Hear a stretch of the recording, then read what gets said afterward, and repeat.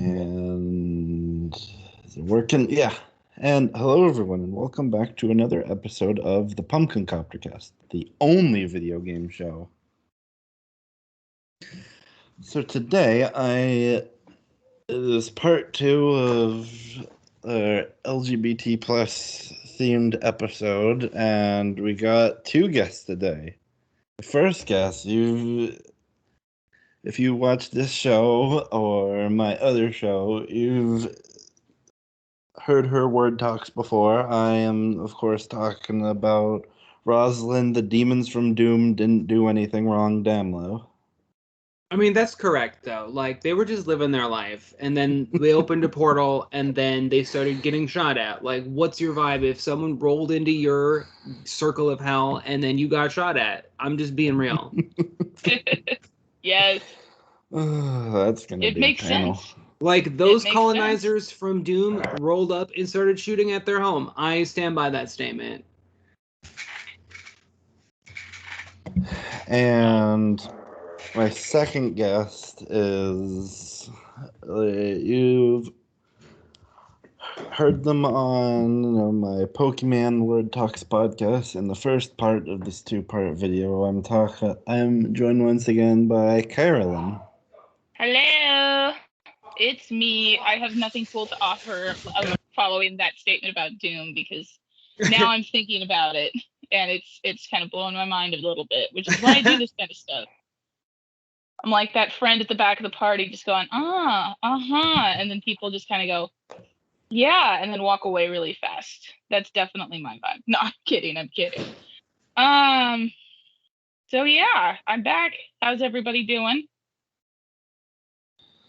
I'm doing really well. How are you doing today?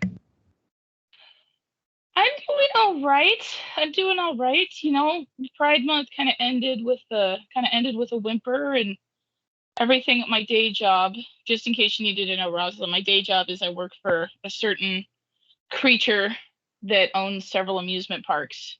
Yes, you are correct. It is Jeff Bezos. No, I was like, that's kind of what I was thinking. Right. You know, just it's the amusement parks of our neighborhoods, and the amusement comes and you're trying to get your packages. No, we are all the patrons. Right. It is the House of Mouse. So House of Mouse is very, very busy. So I'm kind of feeling that, kind of looking at how we handled Pride Month, kind of looking at how we're handling all of our efforts and, you know, being thoughtful, thinking about it. What are you guys up to? What are you folks up to? The Debbie family is doing fine. Just continuing to thinking about, artists I can give money to just make this like original character family just way too extensive to the point where eventually I'm going to forget that I didn't think this up, and this was originally a joke from my brother and me that I took way farther than I thought I would. And if things weren't still on fire, like one of the things I was planning on doing was like marching in like the Boston Pride Parade in full Big Debbie getup and just like tossing entire snacks to people. That's kind of amazing, actually. I love it. Yes. If you two are ever at like PAX South, that's you'll know exactly it's me when you see me doing that. That's kind of adorable and kind of amazing. Yeah. So yeah, Rosalyn, how are you is? I'm doing very well overall. I've been playing almost, dare I say, too much D&D lately. Which seems like an odd statement to make, but in a very good way. I kind of went through like a dry spell before March, and then I met a really good group of awesome, super cool people who kind of like invited me into their little D&D family, and now I've just got this really beautiful influx of D&D, and I'm just being a lot more creative. I'm drawing more, and I'm like creating more like maps and art and all this really fun things, and it's like this really inclusive group of people that are open, and there's a lot of it's really neat, and I'm very appreciative of being welcomed to it. It's very rare to find a new adult friend group in your 30s. Like, that's bonkers. So I need to find a group to play Dungeons and Dragons with. I have a character sheet for every member of the Debbie family. That is of no surprise to me. That's something that definitely needs to happen. I could totally relate to needing to find a friend group, though, Roz, especially trying to find an inclusive friend group in your 30s who's not made up of people younger than 30, because you always are like, oh, this is fine, because people can do what they want, and then you're also like, God, this is so awkward that you're trying to impress upon that you want to do this kind of stuff, and then most people are just like, what are you talking about? How can I do this? I like to think that most of my friend groups are inclusive, but I definitely felt what you were saying just now, for real. It's tough because sometimes you can like swing and miss, and then you don't quite know, right? You know what I mean? Like, you could think, or I tend to have this really naive viewpoint, because I don't know if it's like that way my brain functions, but I have this oddly trusting and just, like I said, almost naive viewpoint of people, where I'm like, everyone just seems legit most of the time, and then someone says something real odd, and I'm like, oh wow, you might be a white supremacist, you know what I mean? And I'm like, oh my god, who am I talking to right now? And sometimes I get burned that way, because I just tend to attempt to see the best in everybody, and that just kind of bites me in the butt sometimes, because I try really hard to not see that, not see that. Do you know what I'm trying to say? Like, I just end up not seeing it, and then it's like 2 months down the line, and a coworker all of a sudden is like, you know what, I really don't like those people, and you're like, what the fuck? And then you have to like cuddlefish away. Yep. Or I recently decided, and I don't know, poor Debbie could tell you about this. I recently decided, I'm gonna be all about a fandom that I was secretly really excited about, and I was just like, no, I'm too old, I can't be into this. And I saw my fandom, I was like, you know what? Screw it. I'm going to own it. I'm going to be into it. I'm going to own it. And naturally, the second that I decide to own it, it turns out that the creator is a Trump supporter. Oof. Oh, yeah. And I was just like, I hate everything. Because, there's a lot of really interesting media coming out lately. And I think for a lot of us in our 30s, and, like, we have D&D and things, and it's very telling to me that people are so interested in D&D, and that people are so interested in, like, open world stuff where people get to be creative, because, that's kind of carving our niche, and everybody has, their own OCs and their own sonas and all this other stuff. And sorry, I had ramen for lunch. I had delicious ramen for lunch. But I had a point, and you know what? I think that there needs to be more opportunities, period, for people to be creative and be inclusive at the same time. That's where my point was going.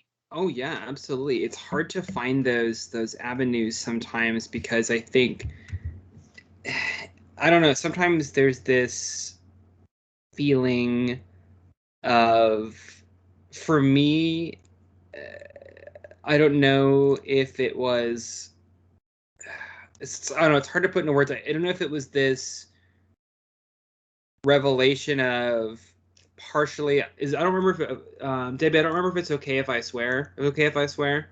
Yeah. Okay. I don't remember if it was the revelation of me saying I don't give a fuck anymore, or like me kind of coming to terms with my own transness, of like that part of it too, of being like, I'm just gonna find my people as best that I can, and that kind of helped me a lot, because I had a lot more, and I still have a lot of anxiety around the things that I like and who I'm trying to hang out, but I think there was a big release about that. You know what I mean? I think there was a lot that helped, a lot of just like being more me was something that helped me a lot. And I know that's not like, it's a lot easier said than done, because that's like, oh, just do it. That's like the stupidest, because like that's not how the world works. But you know what I mean? No, that's it. You're completely, you hit the nail on the head, because when you are, especially if you grew up in a period where there wasn't all this information available, and you came of age when you had all of this information available, so you're able to more accurately define yourself. If you're younger and you're living right now, it's a lot easier for people to process. It's not that easy, and it's not socially accepted largely, but people can process that you are trans, or that you are gay, or that you have access to all of this culture. But for people coming of age, it kind of sinks in later in life.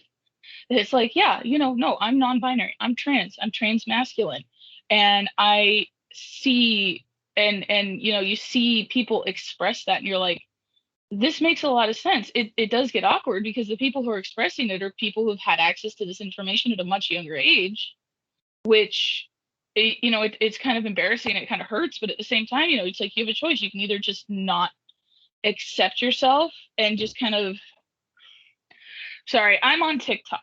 I'll give an example. I'm on TikTok and I cosplay on TikTok. Nice. And I love being on TikTok, and cosplaying on TikTok has really helped me get in touch with my trans masculine side. Mm-hmm. Because it's a very open, it's a very inclusive environment. For largely, it's mostly just a bunch of kids sniping at each other, because it's the equivalent of MySpace. Only instead of building your own anime themed music players. I don't know if you guys had those. I don't know if y'all had those when you had your MySpace, you had your anime. They had these little, you could customize in HTML your own little anime music players. I do remember and this. You could, right? And you could do like yes, you could do the like a little, I had an Evangelion one, and it was like purple, and it had Avo 1 on it, and it played Cruel Angel's Thesis. So instead of people sniping about that, they're sniping, with videos and stuff like that. But it's really helped me get in touch with my, trans masculine self. But the older it is a lot of the newer fandoms, and it's not stuff like Star Wars, and it's not stuff like Marvel, which is stuff that I think is more acceptable for people our age to get into. Because it's like, oh, Star Wars, yes, you can go and you can buy The Art of the Mandalorian for $30 because you have a grown-up job, and in between paying the bills at your grown-up job, you can go and you can purchase books, and you can do, you can buy, $300,000 Mandalorian armor, and et cetera, et cetera. I don't have that, by the way. I would love that, but I don't. Right? So it's expected that you can do this, but those aren't series that have a representation that speak to people who are, LGBTQ really easily. They don't have enough representation to speak to, BIPOC people, to people of color. And so these series that you're expected to get into, and then you get into the newer stuff. Like I love like D&D. I won't go too into the things that I love, but like I'll use D&D as a perfect example. I think that's why a lot of adults right now in their 30s, especially a lot of adults searching for inclusivity, will play role-playing games, because it's like, screw you guys. You don't want us in Star Wars. You're not going to make it easy for us to be in Star Wars, because there's no trans feminine characters in Star Wars. There's no non-binary characters in Star Wars, unless you want to count the droids, and people keep gendering droids for some reason. Right. I know, it's like BB-8. The only one I don't think has been gendered much is BB-8, but I still hear people going he, him, and I'm like, no, it's just a robot. It's a robot. It's a little ball. He roll around. It roll around. ROWBIT. So I think the reason why a lot of people gravitate towards D&D and towards open world role-playing games and towards video games and stuff where you can make your own character is that, we don't see ourselves in the media that it's expected that we like. And honestly, Roz, you just put that into perspective for me. And I was making a TikTok about it before we, walked into chat. So now I'm like, yes, now I understand myself. It's hard, right? It's fucking hard. And I would sell there's a lot of parts of my body I would sell for certain things, but I would sell my eternal soul that I've already sold several times for things that I own for really awesome queer representation in Star Wars, because I've had a very strong connection to I'm a big Star Wars fan. I always have been, like, to the Legends universe, to the canon universe, to the video game greater universe. I've always had a really weird love and like of it. All the stupid shit, all the cool stuff, all of it. And, like, to have, like, I was thinking about that when you were talking, just to have, like, really good actual queer representation and not like rainbow capitalist type representation or like queer bait type representation in Star Wars would just be like a please just give me one cool thing. And it's frustrating. And the same with some of the other stuff, like, oh God, I don't want to spoil anything. There's like some stuff that, the House of the Mouse has sort of started to do a little bit in some recent things. That's, I would say, is still queer baity, but it's like getting there. Does it start with an L? It does. It does. It's like kind of there, but it's not quite yet. You know what I'm? Kind of. If you've seen it, you kind of maybe know a little. Oh yeah. No, and you were. Yeah, and I went, okay, that's better. It's not there, but it's better. Yeah. It's funny to me, y'all. It's funny to me because, and I say this freely, because a lot of us, and it's good. It's what I'm about to say is it's good PR for the company. It would be good PR for any company, but especially for this company, which has always prided itself on, you can be anything that you want to be if you try hard enough. You can be anything that you want to be, even someone good. You can be anything that you want to be. And the thing is,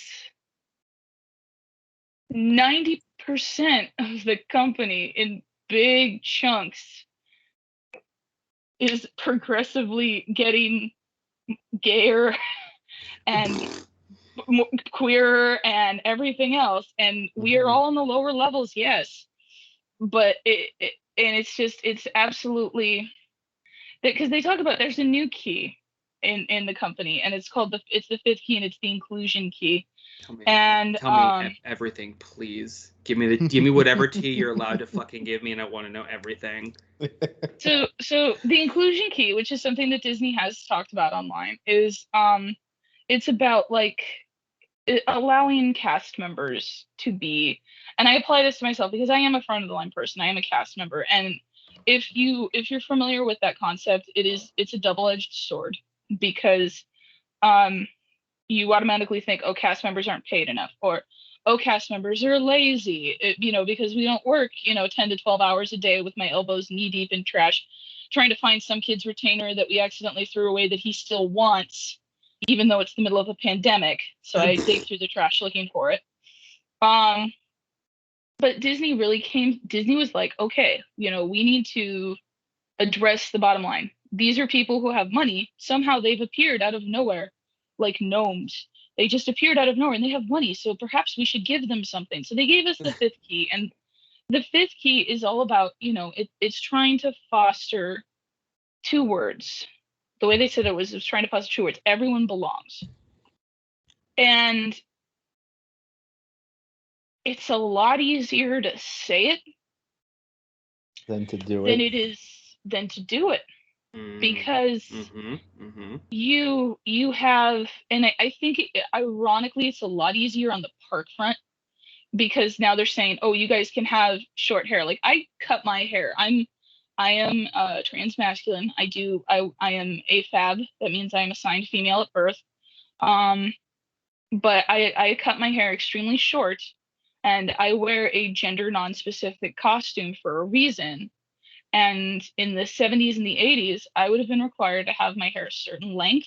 I would have been required to be a certain size, which I'm definitely not. And I would be required to specifically wear a female costume. And in fact, when I was hired in, 8 years ago now, when I was hired in 8 years ago, they required me to wear a female costume, which was a skirt. And for a lot of AMAB, for a lot of people assigned male at birth, they were not allowed to wear skirts. They were not allowed to wear nail polish. We couldn't show our tattoos. So they started integrating that stuff. But My biggest issue is pronouns. I have one person in a position of authority at the Disney company over me directly who knows what my pronouns are. And well, we don't get along. We really don't. We don't get along. We don't get along as well as I would like, but so we don't get along. She has never failed to correct anybody who misgenders me. Anyone. Instantly. Every single person. She has never failed to do that. But she is one person in a park of over 30,000 people and one person in a company that is massive. We are a giant Hydra monster company. So it's there are some companies in the world, I shall say, and this is what you talked about with rainbow capitalism. And we'll say a show, and we'll use that show as an example. There is a show that we put out that made a statement that X character is gay. And it's like, well, yes, just like I'm allowed to dress like a man if I want to, just like my coworkers are allowed to, have secondary female characteristics or wear skirts if they want to, or change the costume or have their tattoos visible if they want to. Are they referred to by their chosen pronouns and names? Not with the name thing can happen with a lot of work, but the pronouns, no. Yeah. Will they put name tags on the pronouns? No. Pronoun tags on the name tags? No. We've tried it. I actually got really involved in trying to make it happen. Then we had to let it slide. And yeah. It's not. I wish I could. I don't think it's malicious. It's never. It's no, you're right. It's never malicious. I have very complicated feelings around this issue. So I'm lucky enough to. I'm hesitant to talk about this a little bit, not because I don't like. So here's the thing. I'm lucky enough to work for a company that talks its talk really well. Do you know what I'm saying by that? Mm-hmm. Yeah. And so a few years ago, our company was like, and okay, this is going to sound a little sexist, but it's because our CEO's a feminine presenting person. Mm-hmm. And she like actually gives a shit, which I know sounds really shitty to a lot of traditionally masculine presenting people. Does that make sense? Well, that's a little sexist and kind of shitty to say. It's not an issue. And I feel bad for saying that. It's problematic, and I understand that, which doesn't make it better, but I said it, and there it is. Yeah, no. And so we recently pushed this really strong initiative, which when I first started, I was like, this is just going to be just like what you're saying, exactly what you're saying, like just this talk. You're just going to say a lot of things in words, and we're not going to do anything about it, right? And we did this big initiatives on something called like employee resource groups, right? Mm-hmm. Like they had one for gender inclusion. That was like the only one they had. And we're like, okay, this is really cool, but like, what about this? And so they started one for veterans, and then they started one for racial equality, and then they started one for like age, like conversations about like age equality and stuff, which I'm like, okay, this is getting super neat. And then I was like, well, we don't have one for mental health advocacy and awareness. I'm like, I think that would be really important if we had this. And then while that was getting started, like a couple months before, they had one that was for LGBT QIA plus inclusion. And so they really started taking off. And they were still kind of more in like they existed, and they were kind of like tertiary resources that, And then this year they really got really important, and they decided to give each of the ERGs $25,000 to do whatever we wanted with, whether it be donations or resources for whatever. And I was like, this is actually really, really cool.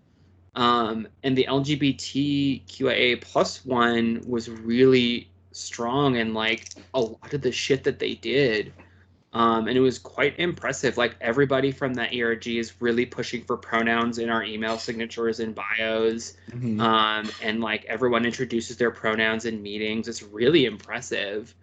I don't know. It's just kind of bonkers. Like you got me thinking about that, because I agree. Like there's people who don't do it, of course, because like you're saying, like you don't think it's not like necessarily malicious, but people don't I don't know. They don't know if they don't think about it or they don't care. It's like it's complicated, right? Yeah. It's just it's. Go ahead. Yeah. Well, I was gonna say it's with okay. the thing. No, Debbie, go ahead. I'm sorry, I interrupted you. Oh, sorry. I was just going to. Well, I guess just for the third thing, since we're talking about work stuff with this type of stuff, well, one work adjacent thing, because it's a combination of just heartwarming and hilarious, because I work in the educating of the young people. So just like recently, I can't remember like when, just because time is a blur more now than it ever has before. But I wear I wear a lot of polo shirts just because it's that intersection of like sort of business but kind of casual, and it's because it's polo, you can like wear my like pride lapel pins, and one of them is like, I'm not sure if either of you are aware, but like a while ago Penny Arcade released like a pin set of like the dogs are barking, the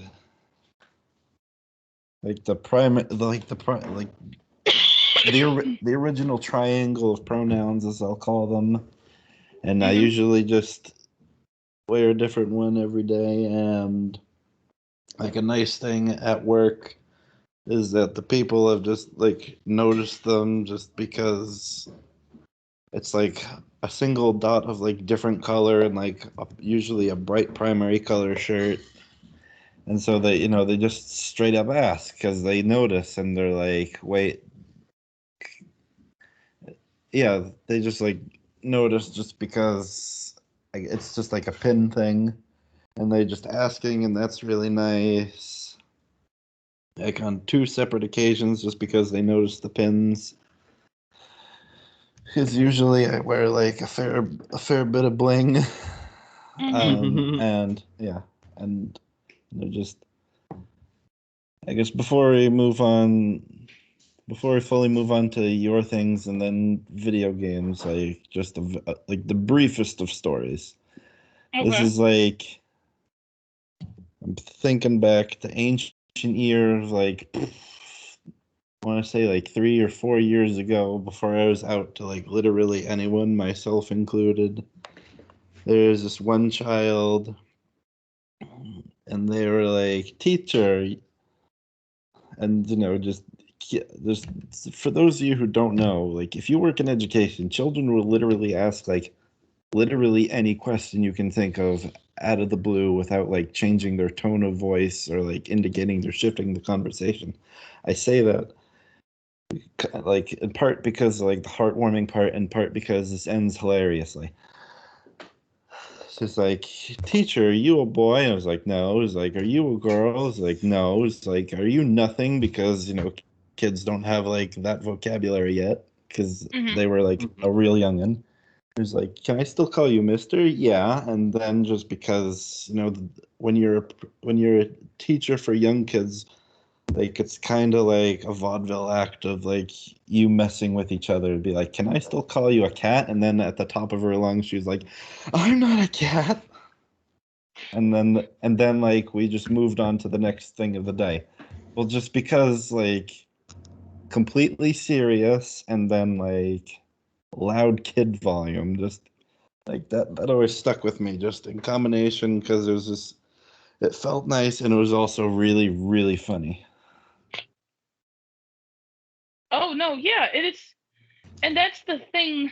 That's what I wish Disney would remember, and that's what I think everybody needs to remember, is that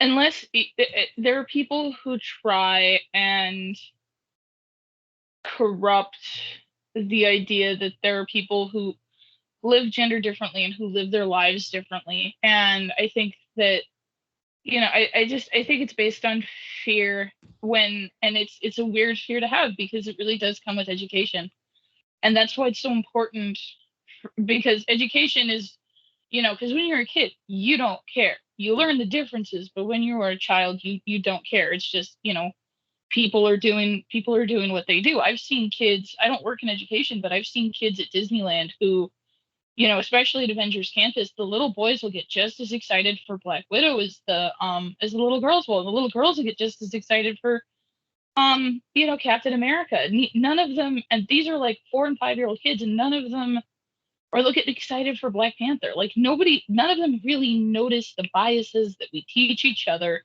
until they actually get taught. But like Disney and other companies have a responsibility, and to a large effect, I think we do it. To a large effect, I want to be clear that, like, let's put it this way, and I'm not going to go into a lot of detail about this because I do have a piece coming out about it. But Let's put it this way. Okay, let's talk about a certain series. Talk about the series that starts with L. All right. Yeah, it's not okay that they just had one throwaway mention of a character being a member of the LGBT community.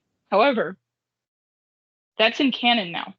Yeah. And that character is so popular that character is going to be on lunchboxes and T-shirts and pajamas.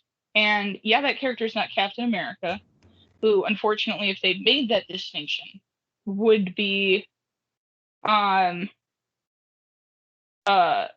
would cause an uproar, and that would just be an affront to every human being breathing somehow, because stupid. But this character, who they've made that statement about, is going to be on merchandise because this character is popular. And so kids are going to ask, and they're going to be like, what's about this character? And what people are going to say, even if they don't show it, is that this character is X. So you have a character that's on merchandise and it's on media and that is canonically no takesy backsies. And that's when you really, we're mad as it is. And you get really, really mad when they takesy backsies. But you have a character canonically that's this. And when kids ask, they're going to be told this character is this. So adults are going to have to explain what that means. That this character is this. And they can't take that back. Yeah. Which is why and like I said, I don't want to go into too much detail. I do have a piece coming out about it from collider.com, hopefully soon. Actually, do me a favor, pause for a moment. Do me a favor, Teddy, cut that part out because I need to make sure it gets published first. But oh dear. I do have a piece coming out about it. If you're following me on Twitter at Carolyn in Fandom, I'll remind you guys again at the end of the thing, I do have a piece coming out about it, but the fact remains is that parents are going to have to answer this question for kids. Yeah, it's something it's putting something important from popular culture into conversation in a way that is important, right? Like that's a good thing, despite it, and it's quote unquote not being enough. Which I'm the queen of being like, well, it needs to be more, but like it's still important and it's still a good thing. Oh yeah, no, it's still important and it's still a good thing, and it's in there in a way that they can't erase it. Yes. See, you want to talk? It's in there in a way that they can't erase it on a fandom that's broad enough that people will. That's broad enough and that has wide enough cultural appeal that people will look at it and they'll have to answer it. So it's there. Now, with some other stuff, like say I'll use Good Omens as an example, or I will use any particular of the video games we're going to talk about today. Some other stuff, some of the smaller fandoms that could go a little bit farther. You got the entry drug. I'm not going to call it a drug. Let's see. You got the gateway. Somebody opened the door with this show starting with L. Someone opened the door. You open the door and you answer this kid's question and you say, oh, hey, that's what this means and this means. The kid goes, where can I find out more about this? Well, here's media that's done it better. So now we talk about the media that does it better. Oh my God. Oh man, sorry. I was just thinking about media that's done it better, and I just got really happy. Sorry. So yeah. No. What media has done it? What video games? We'll focus on the video games. What video games do you have done it better? Shift into video games, yeah. Oh, okay. Video games. That one's harder. Video games are interesting because in some ways they have a lot. Some ways, like if you look back at like video game history, especially for like LGBT, I was actually reading about this like like literally today. In some ways, specific game companies and games were really ahead of their time, and some companies today are still doing such a shitty job. It's fascinating, right?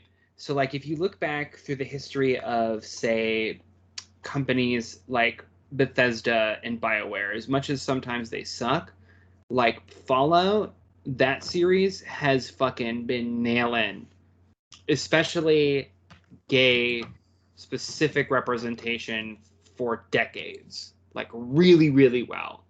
Not necessarily overarching like queer representation, but like you could do pretty much anything and be anything, and even you could identify pretty much any way you wanted throughout forever history in those games, especially starting with like the more customizable characters as like 3 and New Vegas came on and as it goes, which is pretty bonkers, especially for how old some of those games are. BioWare, Dragon Age, notoriously you could be bisexual with anybody in every game with any gender. It was kind of amazing. And those are older games with romance options. You know, like some of those things are pretty groundbreaking for the time. You know, Mass Effect 1 had that moment where like the fucking news were like, the world's gonna end because there's a lesbian love scene between an agender alien and Commander Fem Shepard. Yeah, they had a monogendered alien species, which people were like, what does that even mean? This is what the fuck? You know, there's so much cool shit there from, you know, 10, 15 years ago, right? Right. But then you have other companies that are like, we're not going to put gender neutral options in our game because that's gay. Like, you know, and then it's like, cool, man, you have fun doing your thing. I think Temtem let you pick gender neutral pronouns, which is fucking lit, right? Mm-hmm. Sorry, I went on a whole thing there for a sec. No. I was thinking of I'm gonna add to the list my dating sim that I was talking about, best friend forever, which is about, you know, owning a dog and dating every single queer person under the sun that have somehow all managed to migrate to this wonderful San Francisco like area with dogs. Best friend forever. Monica from Doki Doki Literature Club. I just started playing Doki Doki Literature Club Plus, and Monica does not care who you are. She will love you anyway, whether you want her to or not. She will love you anyway. And God, it really does. I see that again. This is why people, especially older members of the LGBTQIA plus community. Sorry, everybody, if I didn't mention that. I apologize. We need a funnier acronym. A funnier one. Rainbow Mafia, the alphabet soup, rainbow soup. But we need to but that's why people, I think, really embrace like Dragon Age and those kind of games where you can customize it, because once again, there's no real representation that we can see. And you know, and I'm not saying that like for games, for video games or for any media that skews towards a younger audience, we can't be into it. Like, but at the same time, there's always, you know, it's always kind of like, okay, this is for the kids. We love it. It's for the kids. But, you know, am I making any sense? No, it totally does, because you're like, this is really great, and this is what, you know, is needed, but it's not necessarily geared towards my age range and my, you know, I know what you're sort of getting at, right? Sort of the vibe. Yeah, it doesn't depress anybody else.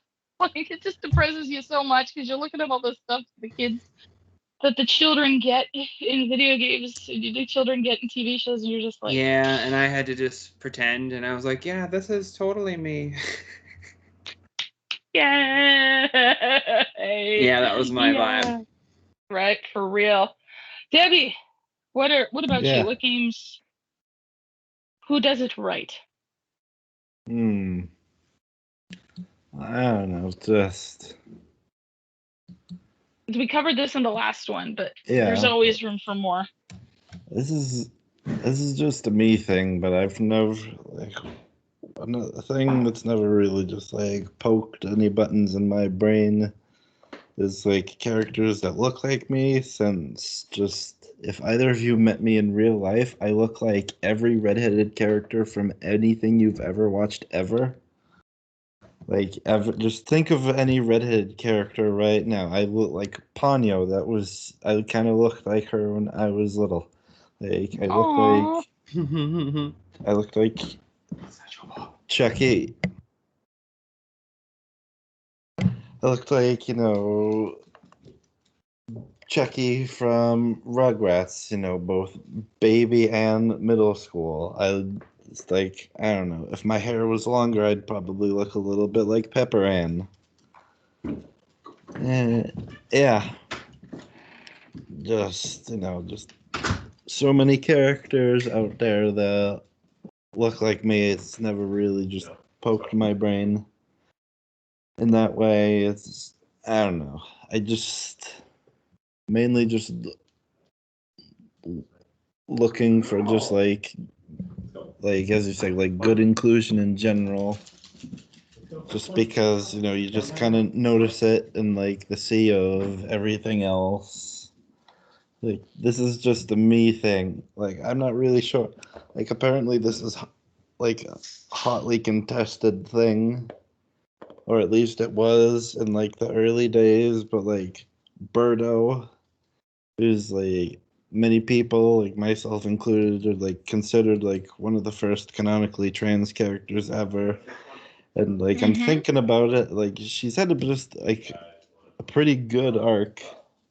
Like she started out as like a villain in Super Mario Bros. 2, and then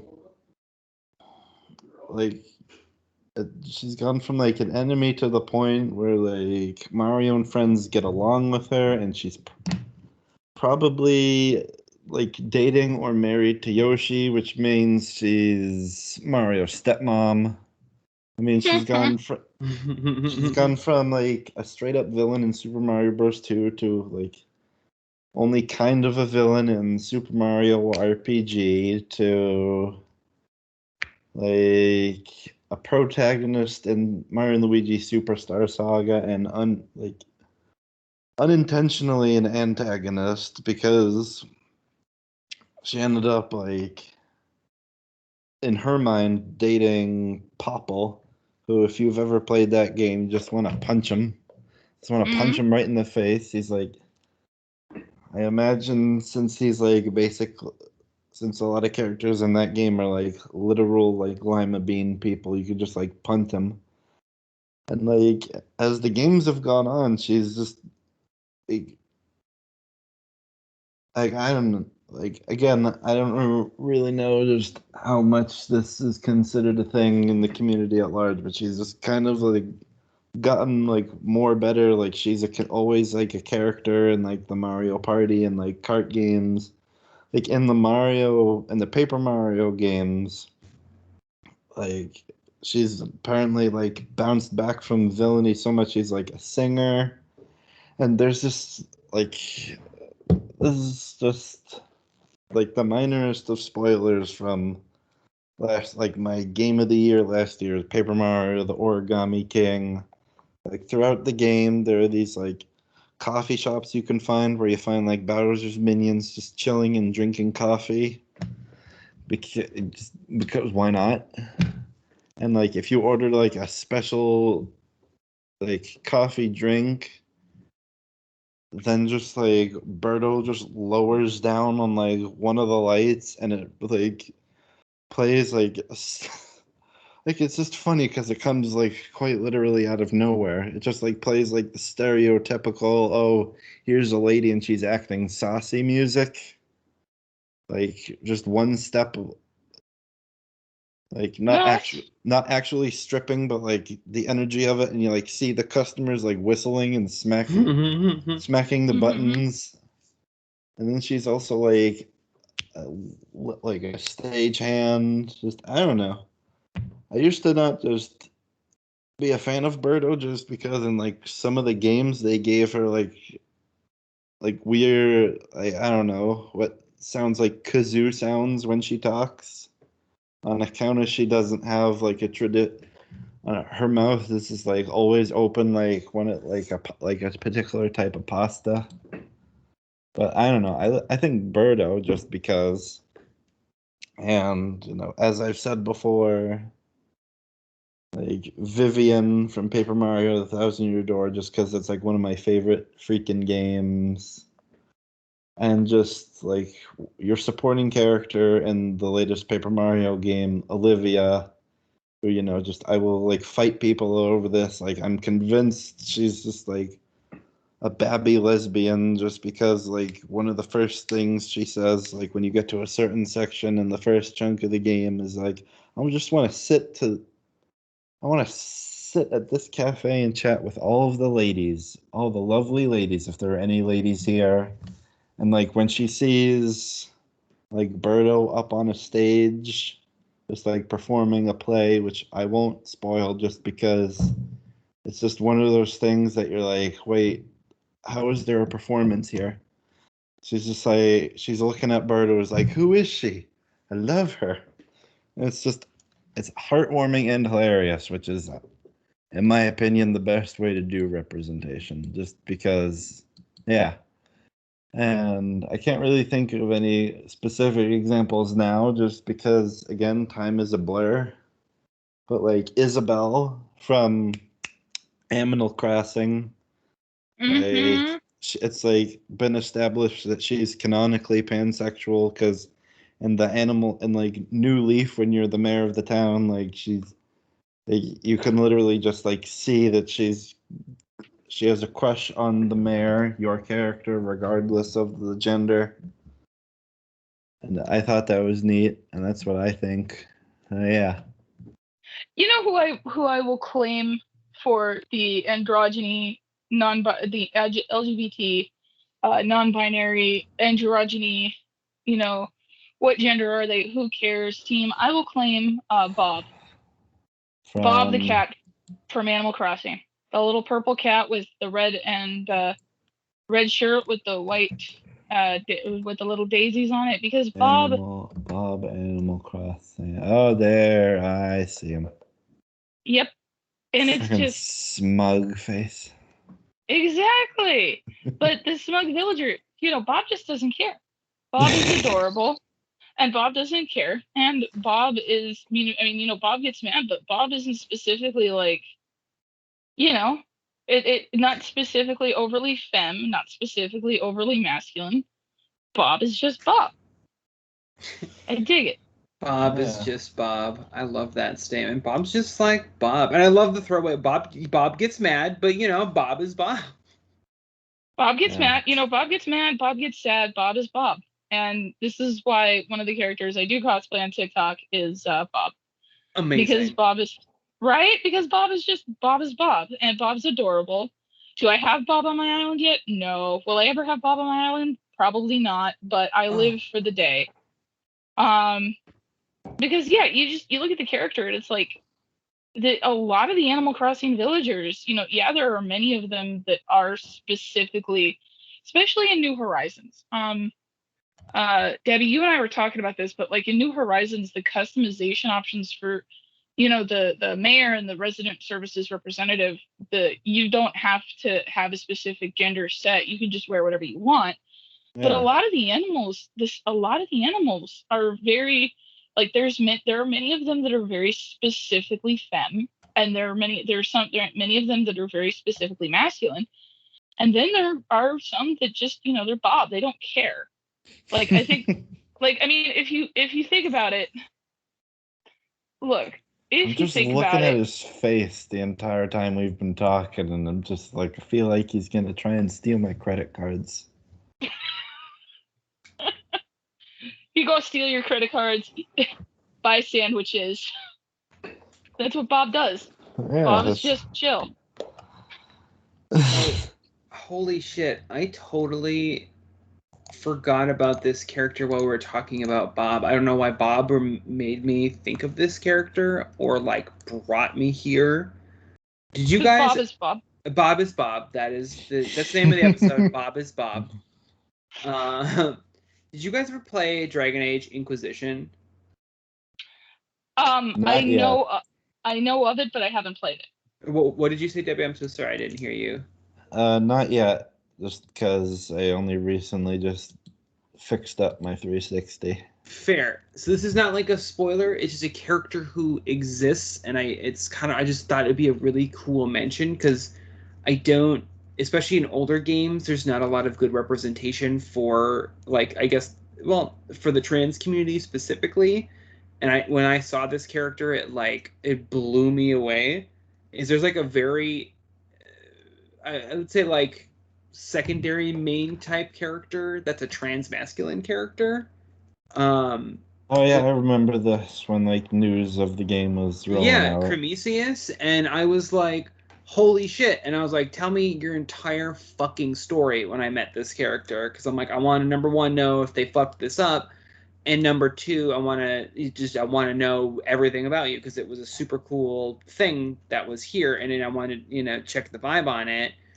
And something I thought was really neat because, there's magic in that world. So like, you're like, you can ask super inappropriate questions because of course the trans experience is being asked super fucking inappropriate questions. Mhm. Thank you. Right. No kidding, right? And Mhm. of course Krem has to handle it. It doesn't have to handle it well, but Krem handles it really, really well. And you can ask like a pretty shitty question of like, well, don't you want to like use magic to like change yourself kind of thing, like effectively using magic to switch who they are. And Krem makes like a really eloquent statement about like, I don't need to change myself, I'm exactly, like a really beautiful statement. And I was like, holy shit, fucking Dragon Age, like, wow. Like it was pretty neat, you know what I mean? Like it was essentially like a kind of a neat statement about like the not need to like medically transition kind of vibe. It was really interesting. um it was very fascinating and very cool, and I was very proud of BioWare because BioWare was kind of taking dump in the bed at that time period, and so it was a very interesting thing and a very strong, like, very out of the blue representation thing to make at that time. I'm like, whoever wrote this character was like, I'm gonna put this here. Hopefully, this all gets approved. Someone's gonna be super pumped when they see this. But sometimes that's all it takes. Yeah. Sometimes it's all about like sometimes the trans people, LGBTQ plus IA plus people. That is sometimes all it takes is recognizing that we are individuals who have unique and creative storylines, and it's okay to make it explicitly about this so that we don't just have to tell our own stuff, but it's okay to just sit there and go, and it's okay. I feel like I would be willing to answer more questions if people were like, well, I want to do this the right way, and I want to create this character, but I want to do this the right way. I want to create this character. The thing with this character that I want to create is that I think this character should be this way. And then if you actually have a conversation, and I know this is a big thing I've seen in other forms of media where it's just like, sometimes you have to ask yourself and listen when people go, are you the right person to tell this story? So as long as people are willing to go in with that attitude, it's like, yeah, I'll answer whatever the hell you want. That's a thing too, that it's hard to, when you're looking at a piece of media and you're say, okay, I ran into we had like these questions. So I have a background, just back ADHD side thing, but it relates. I have my bachelor's degree is in theater, right? And we asked this question a lot about like, would you direct a show that was written by and meant to be performed by a Japanese writer, and traditionally is a Japanese piece? And I was like, absolutely not. And my teacher was like, why not? I'm like, I do not have the 500 years of cultural understanding to do this. Could I read this, study this, and attempt it? Sure. Do I really get it? No. On a deeper meaning, absolutely not. In an academic setting, Sure, I could entertain the idea. Would I actually ever do it? Abso-fucking-lutely not. You know, like, and it's the same kind of vibe. Like, who should be telling? It's like what you're saying. Like, who should be telling the story, and how do you get it right? Do you know what I mean? It's like when a bunch of white high school kids do Hairspray, right? I mean, like, I'm like, why do you have one, you know, black kid in the show? Like, that's the show is about racial issues. Like, you can't just do that. Or like when you have all white kids in West Side Story, like that's you can't. It's complicated, right? Like, there's so many layers to stuff like this, and it's so fucking hard. Well, it's not hard. It's just people make it hard, right? I think that's what I'm trying to get at, in like a looping way. Well, if you bring it, like, if you trying to think of the best way to get my thoughts across and keep it within the parameters. I know, right? Poor Debbie's show. I'm sorry, Debbie. I'm sorry. We turned into a whole thing. We ran away. You gave Roz permission to like be fucking social justice, and Roz was like, "What's up?"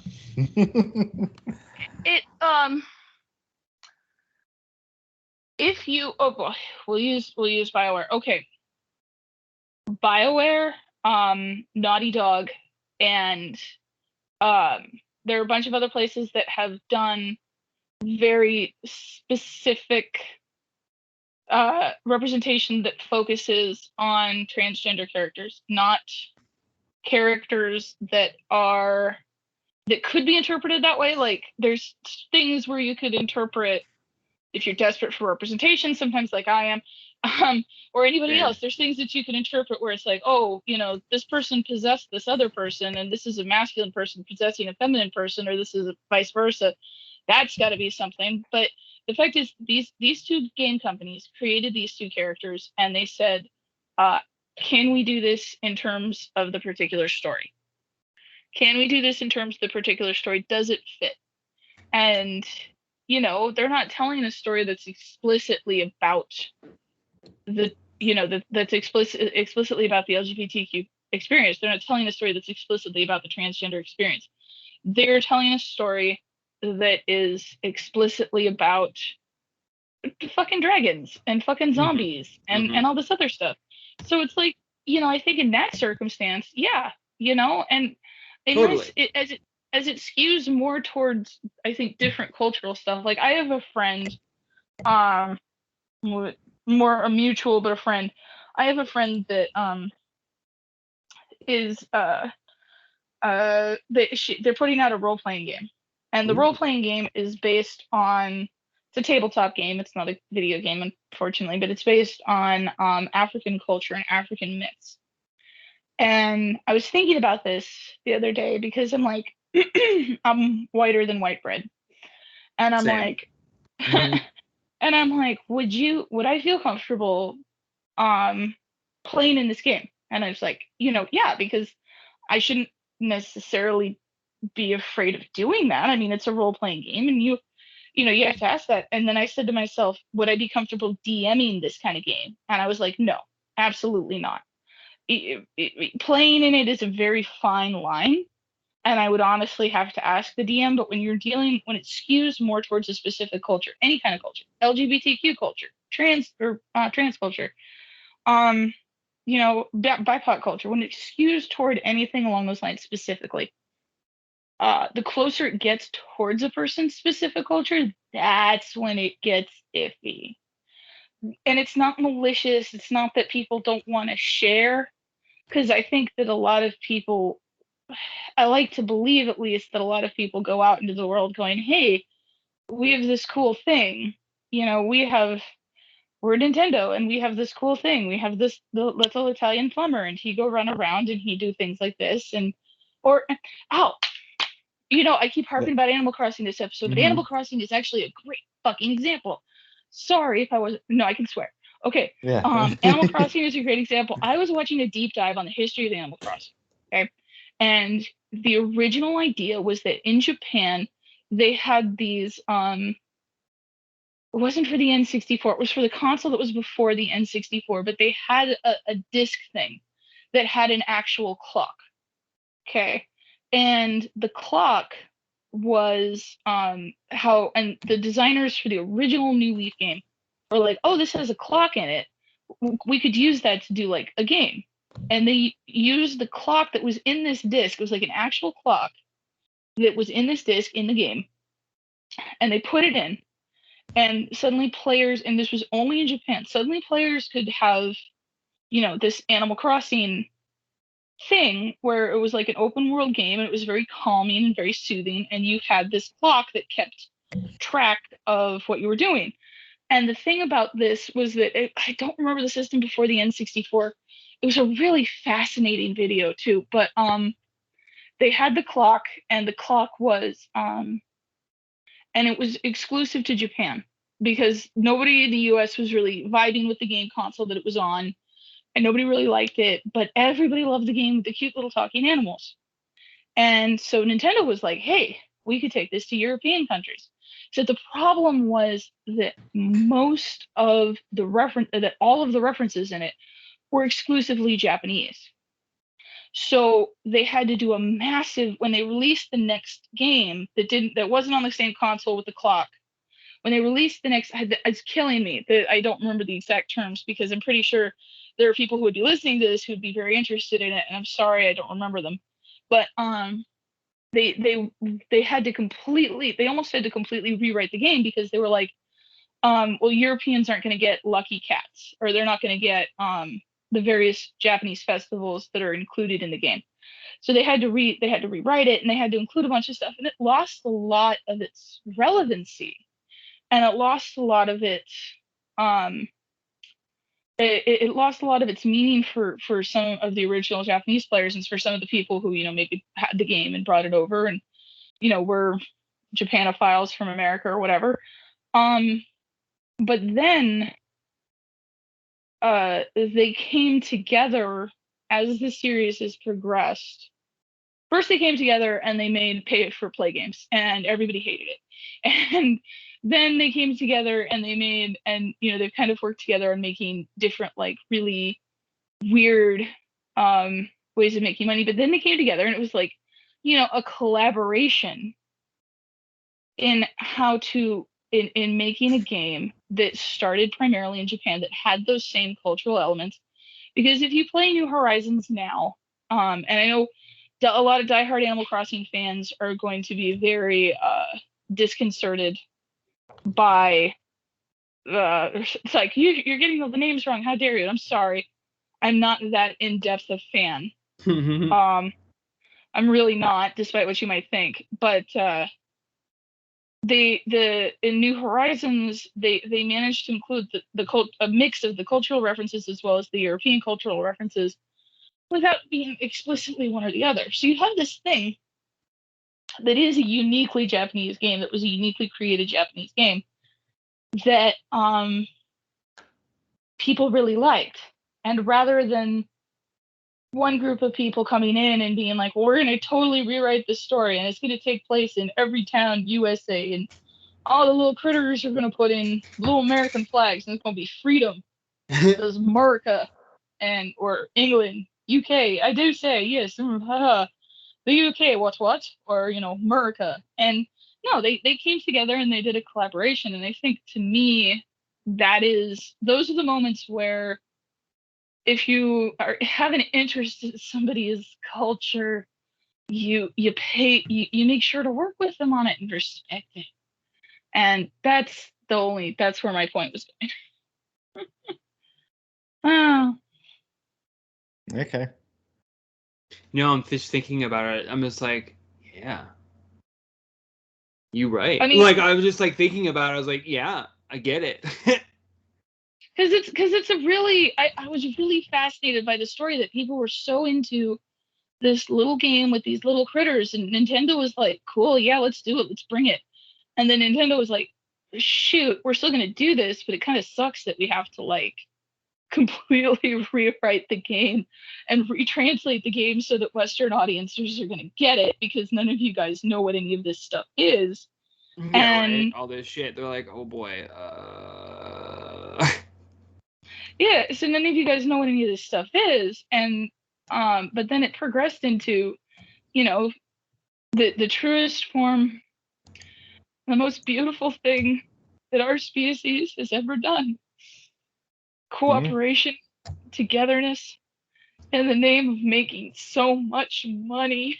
Just all that money and capitalism. So much fucking money. I could use so much money. Da, da, da, da, da, da. For some reason, I thought this was just going to just like result in you mentioning Bigglypuff. But then I'm realizing that really only Tom and I have that is an inside joke. The magic of Bigglypuff. I've seen that. The magic of Bigglypuff.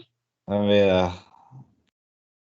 Now, see, that's another thing. I was not. You want to talk about not knowing gender in video games? I operated until breeding Pokemon together became a thing.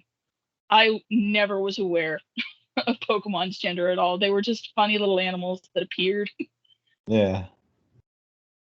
I mean, never.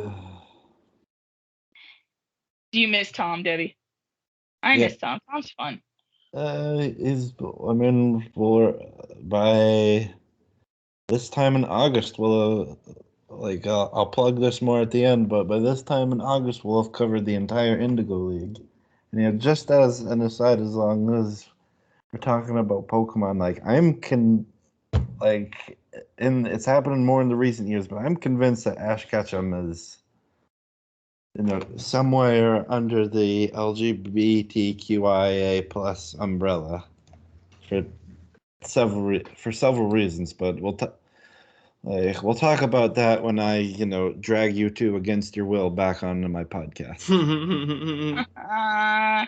Just so this isn't a joke, by the way. You two no longer have a choice in the matter. You signed away your souls, basically. Send help. Beep, beep, beep, beep. No, kidding. No, anyway. Yeah, Debbie, so we're sitting here and it's like, I don't know. Okay, let me ask. When I came into this podcast, guys, for this particular show, I had a question I was going to ask everybody. So I think, I'll move forward with that question is, tell me, I had multiple questions on this, but I will instead focus it on one. Folks, my co-hosts, tell me what your ideal video game protagonist looks like in the LGBTQ arena. Something that fits just you. There's room for everything. The market is vast. So, are they in fantasy? Are they sci-fi? Are they Pokemon catchers? Are they, little animal? Are they funny little animals? Tell me about your ideal, perfectly represented. You'd see this protagonist, you'd be like, I'm going to cosplay you. I'm going to buy all your merchandise. All your Funko Pops are going to be on my wall. You are me. And go. Ooh.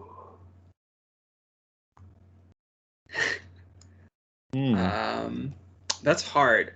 So mine would probably be would be that weird blend genre of I'm gonna call it, it's like sci-fi fantasy, like high fantasy sci-fi, where it's kind of blurs the line a little bit, right? Mm-hmm. So kind of that D&D vibe, because D&D kind of has those elements of both sometimes, depending on the setting. Mm-hmm. And they would probably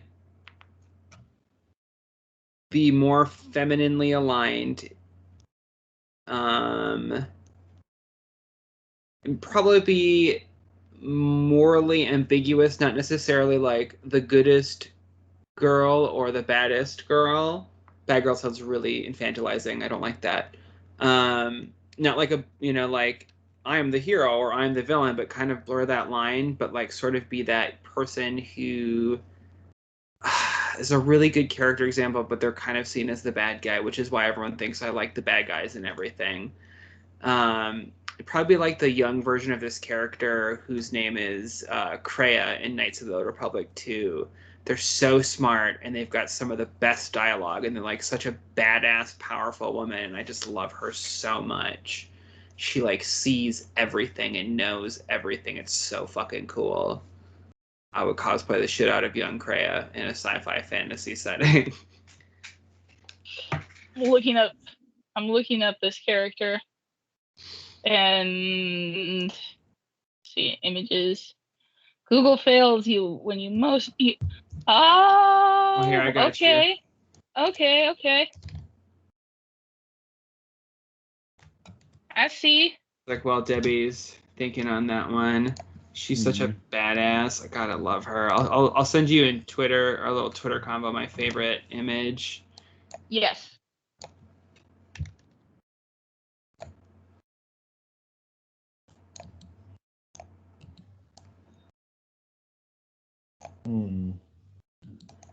You've got the whole Debbie family, Debbie. You can choose. That's true. Oh, hold on. I gotta find. There's the picture. I suppose, like, if I could, like, if there's some miracle I can like do this without because like a lot of quite a few of the Debbies are like pre-existing characters, which makes me angry because I can't like turn this into my own thing, except in things like D&D. But I guess like I'm putting mine in like the chat right now. This is also from like the My Brother and My Brother and Me like animated thing. It's just like just like Big Debbie. I'm pretty sure somehow I should get thanked for like Resident Evil 8 creating like the subgenre of like tall person who could beat the crap out of you, but way more people are into it than would ever admit in public. But basically just Step on me, Big Debbie. Step on me, Big Debbie. They're happily married to their equally buff farmer husband Milo from Pokemon. Because like they're also a redheaded character that's just like way more jacked than you'd think. But basically, I think like obviously just because this is like the first and pretty much only character I'm gonna cosplay as, just because it's really easy. But just like something like Big Debbie, like they're just like kind of look like me with more manageable hair. I'm just like 8 feet tall and built like Thanos from Infinity War and Endgame. Just like really tall and just like jacked as shit. But just like also just because just in my head I'm just also imagining them being just like the absolute worst flirt with like their husband Milo, who is like anyone who's played Sword and Shield knows that he's like the biggest sweet boy, like literally the biggest, because we know from supplementary material that he can like lift 770 pounds no problem. And just like the Debbie family just in general, because I deal like my Animal Crossing character, Medium Debbie, and anyone at home who actually cares about this, yes, Medium is his first name because that's how the Debbie family do. Who's basically like that like archetype in like anime and other like movies and such, like the suave, flirty person, but you flirt with them even a little bit, they will freeze and like somehow fall down, even though there's literally nothing in their way that could possibly make them fall down. And just like also in my mind, just because I'm looking at the little Debbie artwork, because the person who I commissioned on this is like so very good.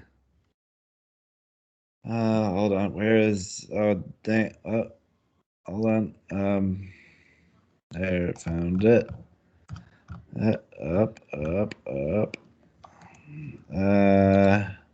Yeah, I'm also putting this in our group message just because I love posting this. I have like an an actual physical frame of this in my house, like in my usual computer room.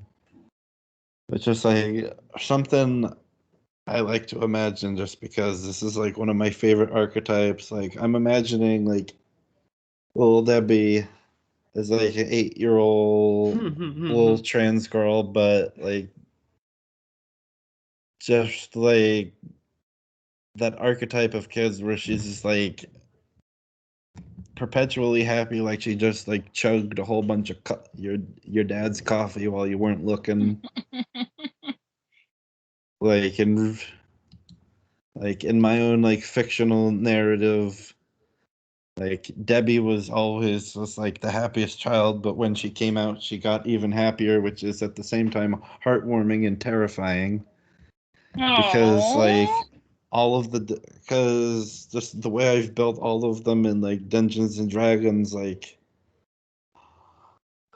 all of like Big Debbie's family, like they all have like super strength. So I'm imagining her as just like an 8-year-old with super strength and magic because she's a cleric. And just another thing, just again, if I could like not get sued by literally everyone, like like I've made like the Orphan of Kos from Bloodborne, like the hardest, most difficult boss in that game. Like a member of the Debbie family that has since been adopted, and is little Debbie is just like little literal baby brother who just happens to be like 7 feet tall and a corpse man.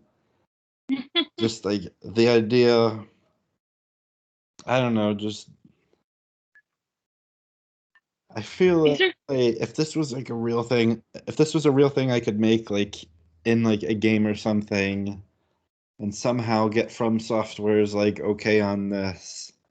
I feel like this would be like one of those things like this 8-year-old perpetually like hyperactive like trans girl with like super strength and magic like just like sees this like shambling, perpetually crying in torment, like corpse baby man that is like the offspring of some sort of unholy monster from like the depths of a nightmare, and they just like get along great because that's hilarious. It's like the epitome. Like some people will be like, "Oh, this is a funny joke," and then like people who like deeply care about and like study like representation in media would be like, "This is actually like one of the healthiest examples of like a queer family ever." mhm. And so if I could make the Debbie family real in like a game, like that would be my ideal representation. I love that. I really Yeah. truly do. And yeah, also like the greatest American.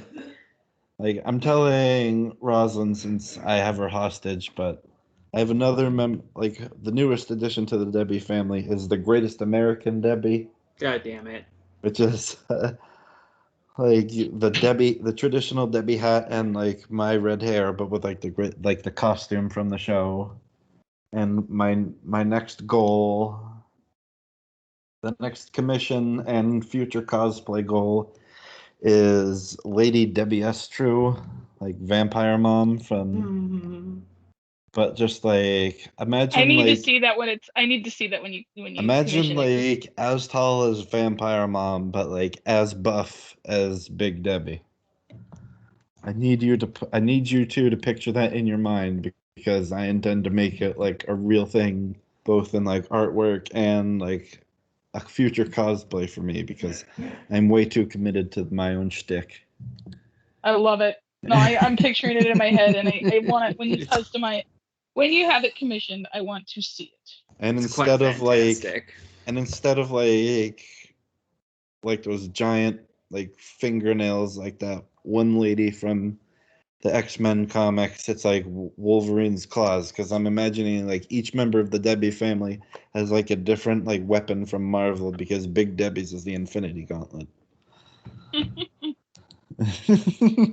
Oh, so you Yeah. guys, yeah, y'all have it put together.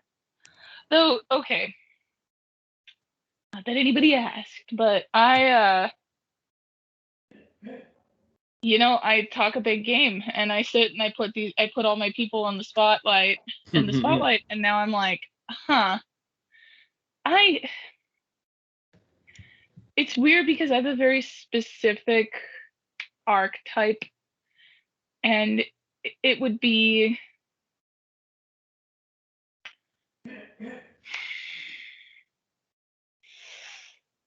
none of this is all being filled with great exposition and a fantastic storyline. You guys are all hearing this. This is totally not me floundering on the spot after coming up with a great question. No.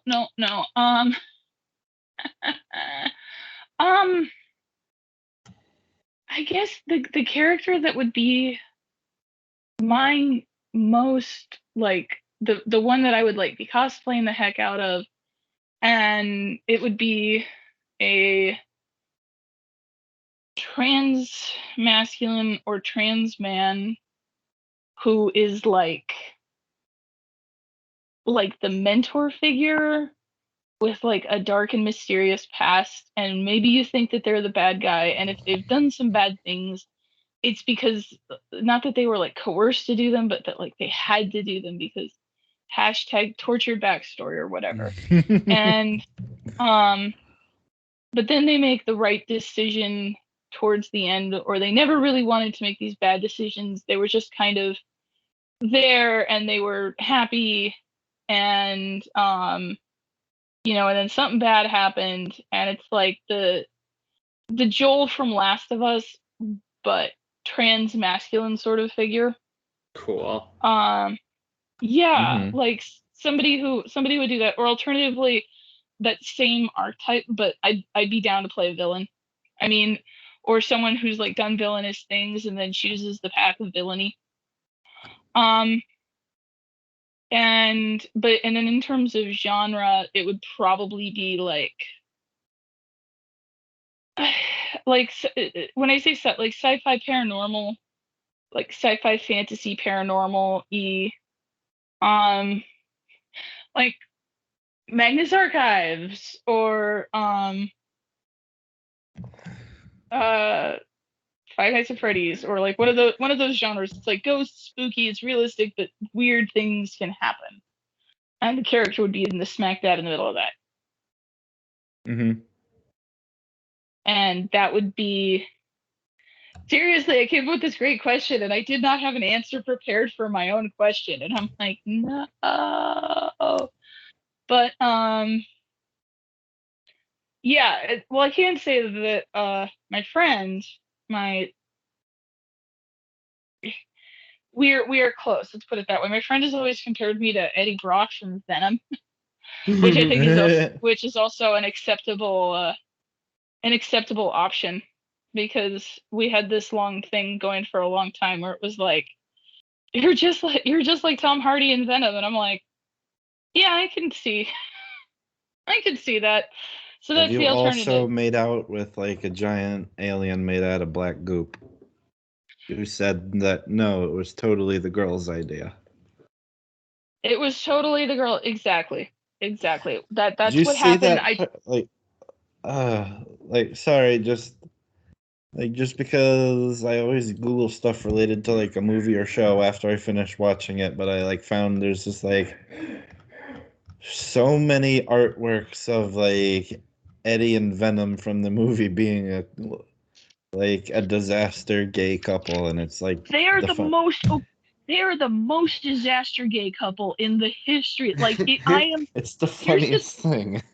Here's the thing about the Venom movie. Okay, here's the thing about the Venom movie. All of the fans of the comic book hate it, which is really fucking weird because the comic book, they're even gayer in the comic book. Yes. They're super gay in the comic book. I was like, no, he's supposed to be tortured and Venom is torturing him. And I'm like, you realize there's a whole comic storyline where Eddie brings Venom chocolates. Like that's a canon thing, right? Like Marvel, I don't know what Marvel did with Venom, but and the thing with but the thing with the movie is that, first of all, the person who did the final pass on the script that was in production hell forever was a woman. And you're thinking, gosh, Carolyn, that's really, that's really sexist that you're thinking that a woman would be the one to do it. It's, and that a man wouldn't. It's like, well, look, I'm a trans masculine person. I'm the first person to admit that a woman would be more conscientious of those kinds of things. And in this case, that's what happened. And there's a very small, not a small, but big chunks of the movie were just like Tom Hardy decided to play it this way. The actors decided to act it this way. And in the new trailer for Let There Be Carnage, Andy Serkis went full in on the disaster gay couple jokes. And if people, I mean, like, the whole trailer is just Venom making waffles for Eddie and fucking up everything in the kitchen. And it's like, I love it. It's like, God, why y'all thinking that this is gonna be super straight? It ain't. And it's yeah. I mean, because if you really, and this is where we keep coming back to video film, but I will say that this is a big thing that I've noticed with stuff from Marvel is that, well, not with any media. I think that there's a real tendency for people to, either apply LGBTQ subtext where none exists, or to deny it when it exists, because it's such a, not an ostracized topic, but it's such a topic that confuses people. And it's just like, when I say confuses people, I don't mean like, oh, it's a confusing concept. No. I mean, it confuses people how it works or how you use it. So people will apply some where none exists, or they'll be very confused when there's when it doesn't exist. And the simple idea is that we just have to have everybody leave it alone. And with Venom in particular, like Venom, if you really break down what Venom is, which is a man who is sharing his body with what amounts to a parasite, and if you Google what a parasite is, like, that's truly horrific stuff. Like, parasites are not fun things. There's a reason why you don't want your pets to have them. There's a reason why you don't want to have them. So to have this character and have that character be a superpower, it's like, okay, how can you soften it? Oh, well, it's got a brain and it's a gag. It's a gag, and the creature's a gag creature, and it's like, yeah, because if you didn't soften the blow, then. Well, yeah, there's a reason Eddie Brock looks like shit the entire movie. Like, he's sweating and he just looks like fucking garbage because he's got an invasive creature in his body. Like, literally, you know what I mean? No, and I love that. I love that he looks like garbage the whole time. And yes, and he's not like, and it takes. I like that it takes a physical toll on him, and that, yeah, while it makes him stronger, it's also something that's hurting him. And I think nice that nod to like how it works in the comics a little bit. Exactly. But I think that that's, for an LGBT person, that's also a metaphor. It's a very personal metaphor for me, because I think that accepting my trans masculinity has been really hard. And I think it's difficult for any trans person to accept that. So you have these stories and movies and comic books and video games where these characters have these superpowers, or they have these abilities, or they have these backstories. Well, I'll circle it around to every LGBTQ person's favorite show right now. The show you love to hate, the show you hate to love, that starts with an L. That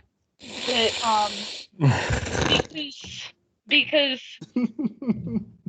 because Loki is ostracized for being who he is in his family, and it's like, yeah, he's adopted, but he's never felt like he really belonged.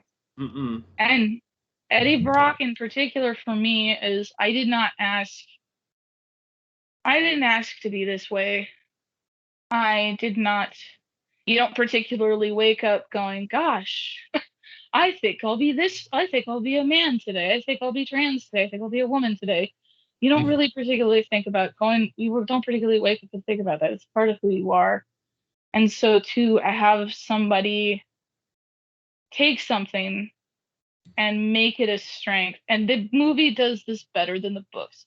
It took a while for the books to get to this point because I'm not stupid fans of anything else. In the books, it's a metaphor for drug addiction. And I know this, and it does get super queer, and it gets super queer as it eases into the 90s and the aughts. In the movie though, it's very specifically somebody who has something in their life that wants to make them better, that wants them to be happier, that works with them in a very specific. I'm sorry, I'm genuinely getting emotional thinking about this because I just put that together. It has something in their life that makes them want to be better and want to be more than who they are.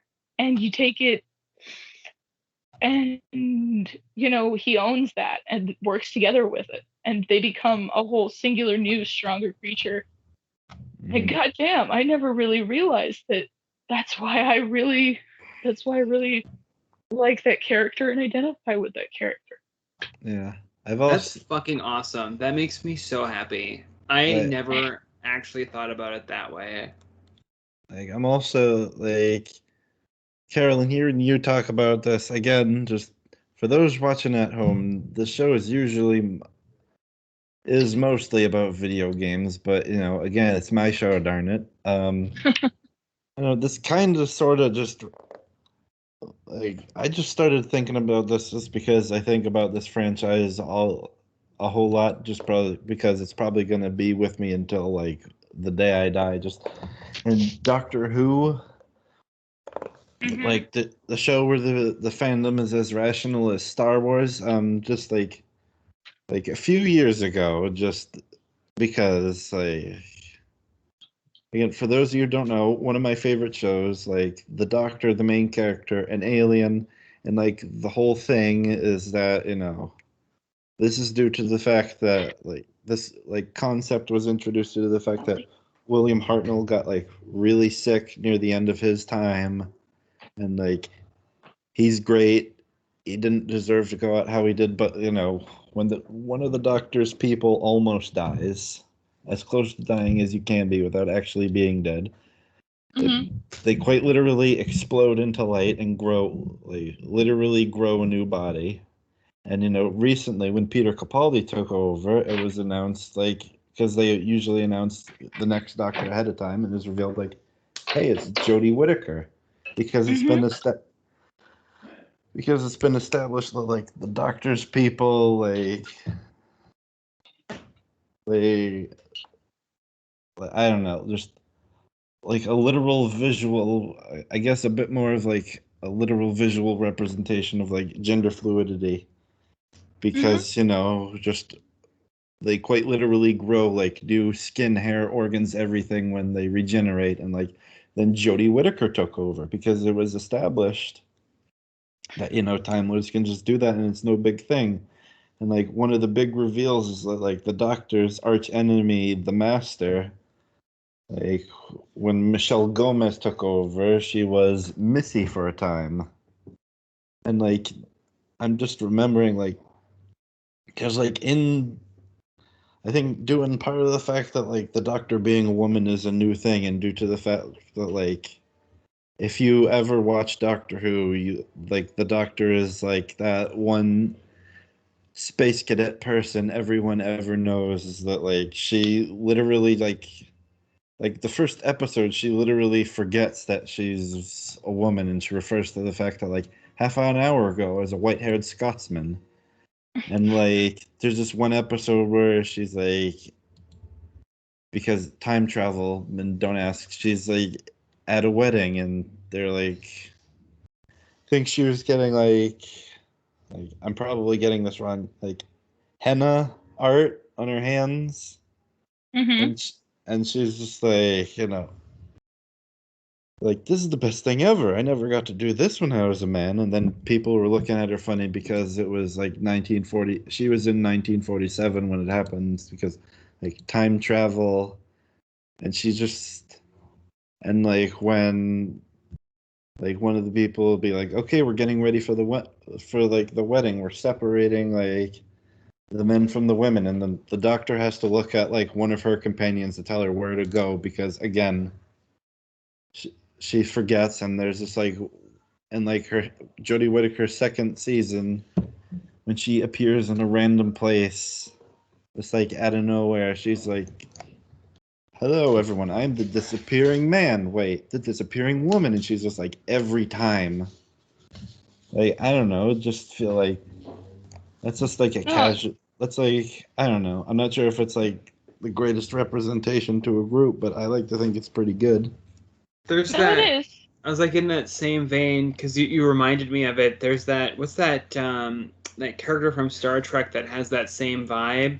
The race that they constantly kind of like reincarnate into lives. I The don't. Trill, The Trill, right? Like Jazdia. Like Jadzia, like yeah. Sorry, like sorry. Do you mind if I yeah, please go? do. Because I'm remembering this quote. It was like in like I think it was in like the first or second season of the show, and just because like the Star Trek show, it's basically all one big timeline. So characters reference things that happened when Kirk was around, and there's this like one really old Klingon warrior, and he knew Jadzia and her previous host Curzon, who was like an elderly, dirty old grandpa, like a pervy grandpa, basically. A nice guy, but a pervy grandpa. And now she's Jedzia, and he's like hugging her after like not seeing Dax, like the name of the worm thing, and like each of like the trills be like, "Curse on my beloved old friend," and then she's like, "I'm Jedzia now," and then like as many people on Twitter have pointed it out, like pretty much every Pride, like instantly he's like, "Well, Kurt Jadzia, my beloved old friend," and they're like, even Klingons can respect trans rights just because like that's kind of like the status that like Dax is adapted, and like in the seventh season, because I've almost actually done watching Deep Space Nine all the way through for the first time. Dax, Congratulations. yeah, Dax's next host, like Esri, when she's visiting her family, like for the first time, like since she became a Dax, she's talking about how she basically has like 8 people's worth of memories just like clunking around in her head because she didn't get the proper training because she had to be, never mind. And she's basically talking about like sometimes I do the thing, sometimes I get ready for work even though I realize that that was a job my previous host has, or like, and sometimes I can't remember if I'm a man or a woman until I pull over the covers, and I'm like, I assume it's like stuff like that that you were gonna mention, Rosalyn. Sorry, I Oh yeah, just absolutely. love No, it's yeah. rambling about those Yeah, just things. the Doctor Who stuff absolutely reminded me of that. Oh yeah, and sorry, just one more thing. Just again, just because like if you two ever meet me in real life, you mention Doctor Who or Power Rangers, I will talk nonstop. But there's this one scene. There was like Peter Capaldi, the 12th Doctor's second season, when he was on his home planet, he had to escape. He like put a gun to one of his own people, and but it's like not a big thing since he still had some regenerations left. And he was like, he shoots him so he can escape, and he like the general was just like this bald white guy who I'm almost positive I've seen in something else, but then like because almost dead regenerates, and then he's like like shaved head black woman, and then when she's done regenerating, she's like, well, that happened. Like nothing, and then like when one of the soldiers is like, are you all right, sir? Then he sees like she regenerated. Oh, sorry, ma'am. Just like Mhm. that type of like casual thing. And there's just like once like in Peter Capaldi's second episode, like minor spoilers, but like Missy ends up like meeting her past self, and then the master realizes that he's going to be a woman. Then he's like, "Is the future going to be all girl?" And then Peter Capaldi was, "We can only hope." Oh, I love that. Yes. Yeah. So, yeah. It, I and see that's the other thing that I'll close my thoughts on is that it is very important for um people to respect the trans experience and to especially respect that there are different experiences, but at least for me I really do hope that the future is all girl because it women really know what they're talking about. I say that it's definitely like gender is such a spectrum, and biologically people need to be able who they are to be who they are. And I love that. I think we should all be more like Klingon warriors, and whenever someone dies whenever someone dies in our lives, we should scream loudly to warn the afterlife that they are coming. We should always remember. It's a thing that they do. Keep forgetting. You should scream loudly to warn the afterlife that they are coming. We should always remember because Klingon women are the ones that really wear the pants in the family. Yes. Oh, And yeah, and sorry, there's just I remember this one.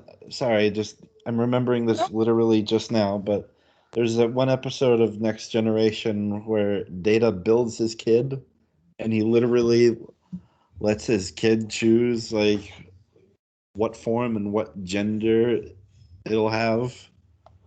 hmm Like, Yep. yeah. No, and that's just Star Trek is so progressive with that. Like, and everybody sits and like, when did Star Trek get so woke? And I swear to God, Gene Roddenberry's ashes from space. They're just looking around, going, "Where's a meteor? Can What I is join it? to a meteor and just hit it? Cause they're missing my shit." Yeah, no kidding. like Oh, the gay subtext between Picard and Q. the gay subtext between Picard and Q, the fact that Klingons support the fact that Klingons support trans rights, and the fact that Klingons are essentially a matriarchal society, the fact that Riker is pansexual. I mean, fight me. Riker Fucking will fight. fuck anything that moves. And like It's in that amazing. episode where Riker like falls in love with that member of like the androgynous society, apparently like Jonathan Frakes was just like really because like the person he like the character who was playing his love interest was played by a woman, but he was really adamant for it to be like a biggest boy man. Yeah, because Yeah. those are characters that that the actors are there, and it's like the the non-binary actors are there. I mean, you have She-Ra, you have non-binary actors are there, trans masculine actors are there, trans She-Ra. feminine. She-Ra is Mm. I my want to punch my Double Trouble's great, but I want to punch them just because. Double Trouble just made me the happiest human that ever lived. But we can talk about that for. I would talk about that for an hour. So I gotta move on from Double Trouble. yeah. I think that so that's basically all I really wanted to say about Pride. And I know we devolved into outside of video games, but it's all a spectrum, and not Yeah. not literally and figuratively, but it's all something that we should just Yeah, I mean, yeah. if we were on the Pokemon podcast, I would go ahead about how like Ash is definitely either non-straight, non-cis, or both, just because like literally like once a series, he ends up in a dress and he has less and less problem with it as time goes on. Like James is not cis. and No. yeah, James is not and cis. like in Pokemon X and Y, Serena falls in love with him, and in the latest series, Pokemon Journey, like Go falls in love with him, and you can't watch Pokemon Journey episode 3, and you'll be like, that boy has a crush on Ash, and it's hilarious because it's Ash, and as Tom and I have stated, Ash is pure of heart but dumb of ass. Oh, Ash. Dumb of ass. We love him. We love him. Yeah, Okay. so I guess we'll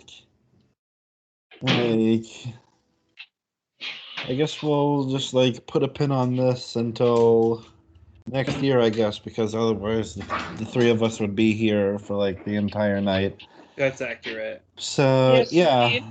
I'll just if any of you watching at home have enjoyed this, you can like, rate, comment, subscribe. Oh geez, the dogs. Hit the notification icon.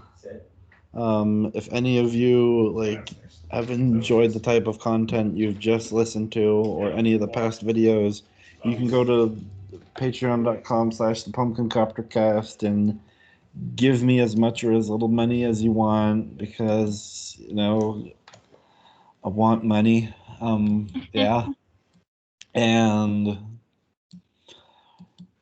yeah, for as little as $1 a month, you could submit questions for me to use in interviews, like on the times when I actually remember to remind my patrons about that. And yeah, just since you two are here, you can watch the interviews I've done with Rosalyn and Carolyn, and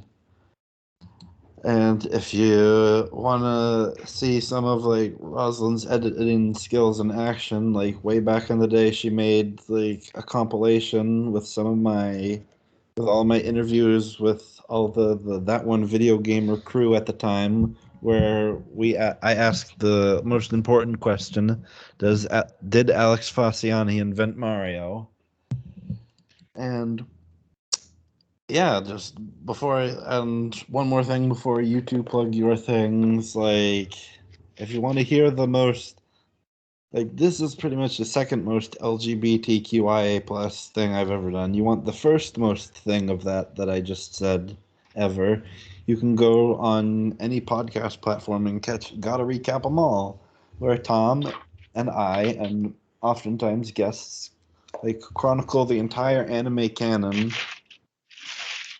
And you might be thinking, the Pokemon anime isn't LGBTQIA plus, and then I look at myself, I look at Tom, I look at most of the guests I've had, and I look at Ash Ketchum, and I just you're kidding yourself.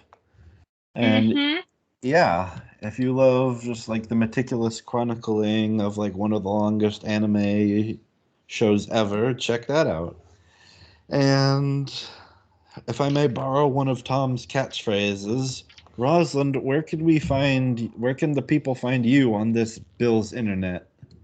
Bill's internet. You know what? For the time being, I'm really not doing a whole lot of the Bill's internet because I kind of took a mental brain hiatus. So for now, the people on the Bill's internet can find me at SlamloDamlo on the Twitter. As always, you can find me on Carolyn in Fandom at twitter.com. You can also find me. I do multiple freelance pieces. I have pieces I've written for everyone from Collider to Screen Rant to Fandom.net. I work at the House of Mouse, and that's basically. And I'm mostly always tweeting my opinions about fandom on Twitter.